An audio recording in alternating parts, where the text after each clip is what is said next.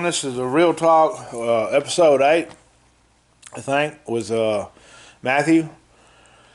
I went to church this morning. The preacher was talking about forgiveness. Talks about where the king forgave a guy that owed him. It was a lot of money.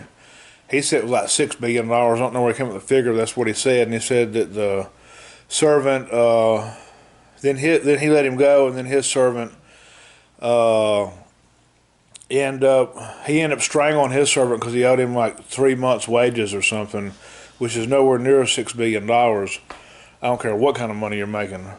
So, anyways, it was a good lesson because I needed to hear that, because I've been having some different situations happen in my life here lately. You know, where I feel like people's done me wrong, or people's lied or manipulated situations, or even have lied on me for real. This stuff's really going on in real life, and I say I forgive them.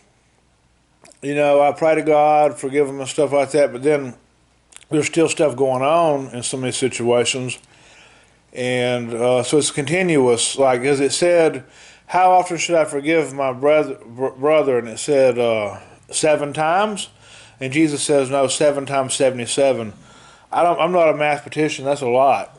So that's almost sounds like indefinite. Like just you got to always do it, because if you think about all the stuff that we've done, or that I've done, if I really think about all the stuff I've done since I've been a little kid up until this point, it's overwhelming, the sins I've committed and the bad things I've done.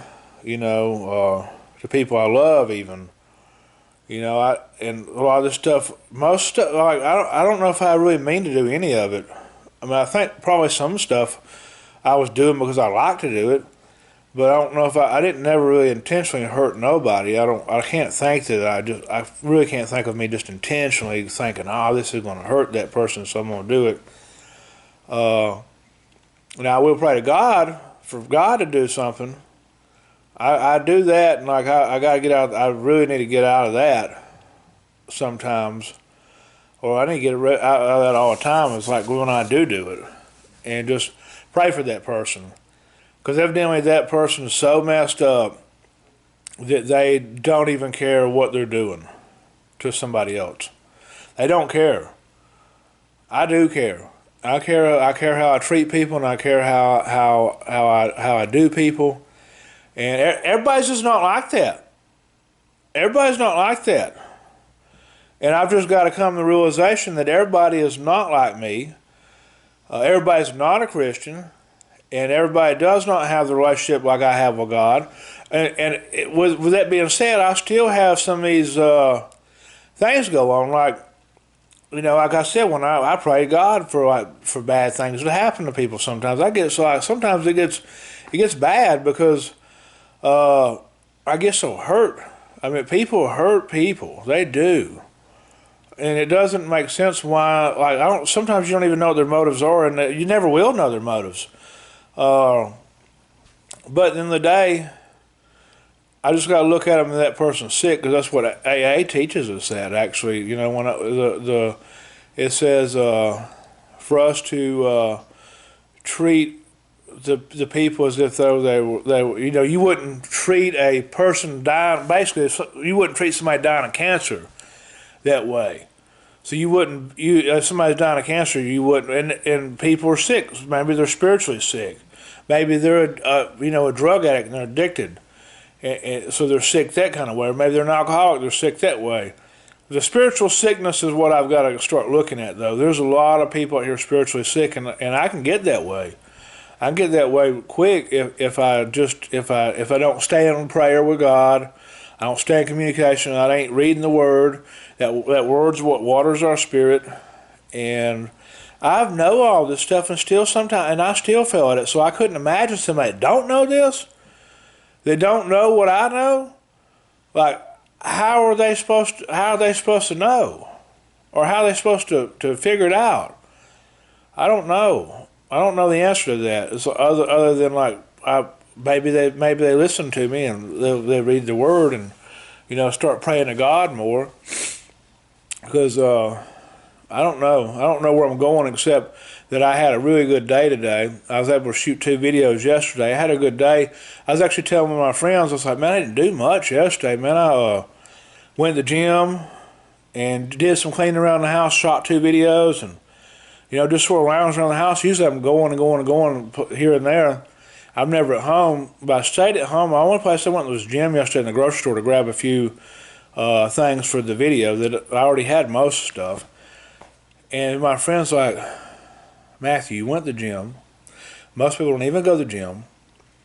And you shot 2 videos. And you did some cleaning around the house. Going to the gym, she said, was a big deal. Just going to the gym. A lot of people join the gym and they don't even go. I try to go 7 days a week. I mean, I'm working as hard as I can at this. I'm wanting to try to get off this medication. I don't like taking medication, and I never have and never will. And if there's something I can do other than take the medication, if there's some other way of like changing diets or exercising more, then I'd rather just go that route. I feel better, look better, I'm happier, more confident, and the next person that walks in my life is going to get a better version of me.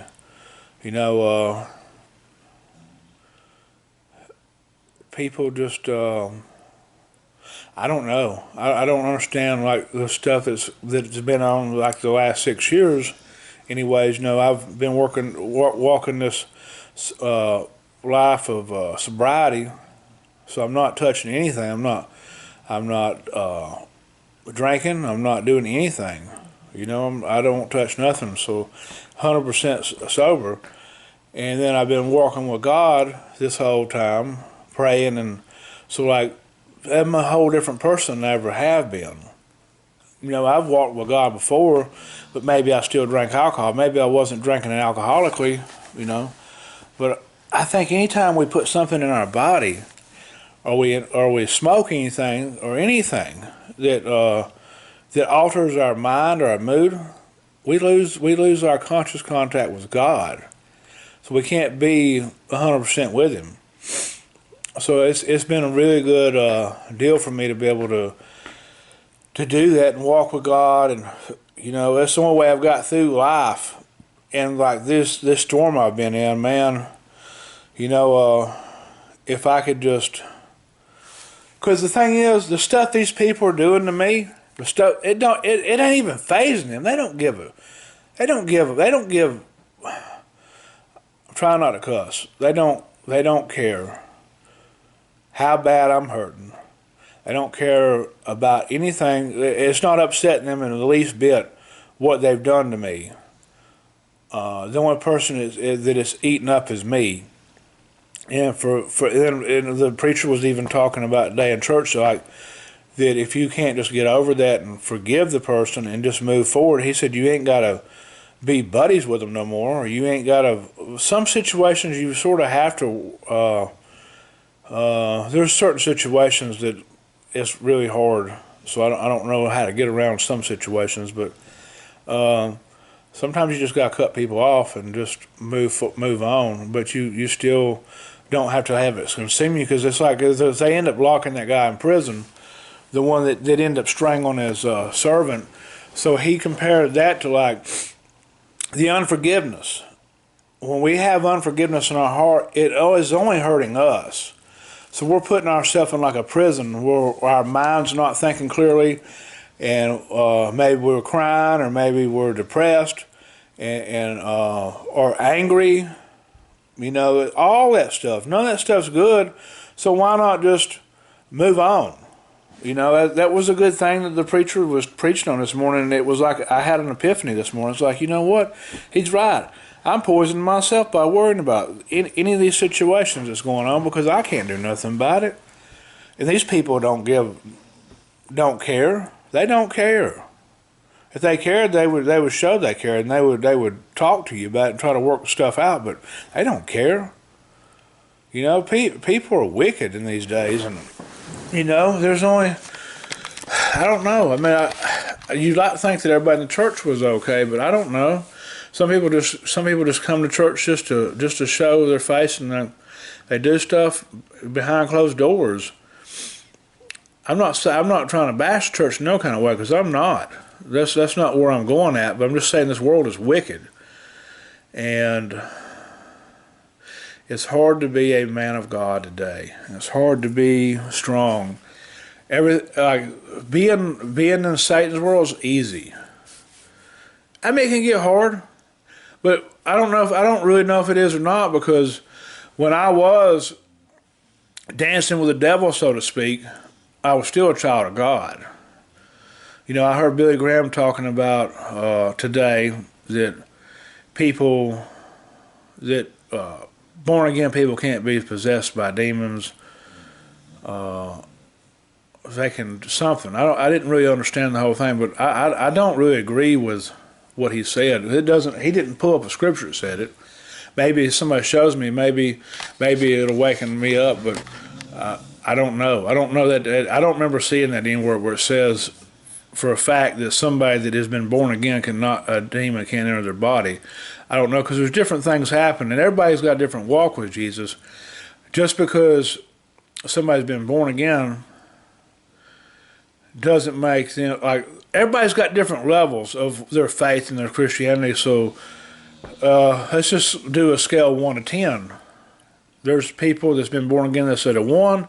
There's people that's been born again that's at 10.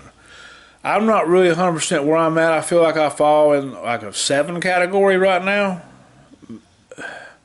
Maybe, because like I keep doing stuff, like pulling back some trust. If I could just keep this undying trust, and I do trust God, but then I question Him. So I can't trust Him and then question Him, because I was actually talking to a friend the other day about this, and I gave them good advice. I feel like, because they'd been praying about a certain situation, they said, just don't let this phone call happen if it's not gonna, if it's not good for me. Well, the phone call didn't happen, and this went on for 4 days, and that person ended up not listening to what God said, and end up trying to go do whatever he'd answered the prayer. End up going and doing something anyway. And then I was talking to him. I said, God answered your prayer, so like you're doing what I do sometimes, and you're going to go ahead and just do what you want to do anyways. God spoke to you, told you. He gave you a clear answer. It wasn't even foggy. It was clear as day, because He did exactly what you asked Him to do. Sometimes it ain't exactly what we asked to be done, but it was actually further than that. It went on for 4 days, and that person had to reach out to somebody. So I'm not trying to give too many details, because it was, this is just a private conversation, but it's just weird how we can say we trust God, and God sometimes will give us a clear answer. And then we just say, oh, you know what? God told me this, but I'm going to go do this anyways. And I'm guilty. That's the reason why I was able to see it in that person. And that person ended up listening. I'm proud that I was able to help in that situation, because I think it was going to be a bad situation, but who knows? They may end up falling back into it eventually. Because that's what I do. That's why I say I'm at a 7 probably in my. I don't know if I'll ever be a 10. I mean, 10's like. I mean, you're right next to Jesus Christ, and I don't know if anybody can get to that level. It's just, man, it's so hard to be a Christian. It's easier to do bad stuff and just not worry and not have to repent and not have to feel bad about doing people wrong or any of that stuff. It's just easier to do. It's easier to live life like that with no moral values or no worry about people's feelings. Part of me wished I could just be like that, but then I know that I'd probably burn in hell if I live like that. That's the only thing that's keeping me away. It's like I want to spend my time with Jesus. So I feel like I am rambling a little bit, but I think I spoke some good things, and I just so the the message I have is for anybody there listening to treat everybody as you want to be treated, and just just treat everybody as you want to be treated, man. It's not right the way some people do other people, and it's okay, man. Everybody has their own life they want to live. God gave us all a free will, and I don't want a free will. I want to live in God's will. That's the difference. I want to live in God's will. I really don't want to have a free will, because when I do my free will, I mess stuff up. So I'm trying to put everything at the cross and try to give everything to God, because at the end of the day, I'm just gonna mess it up. And with that, God bless and have a great day.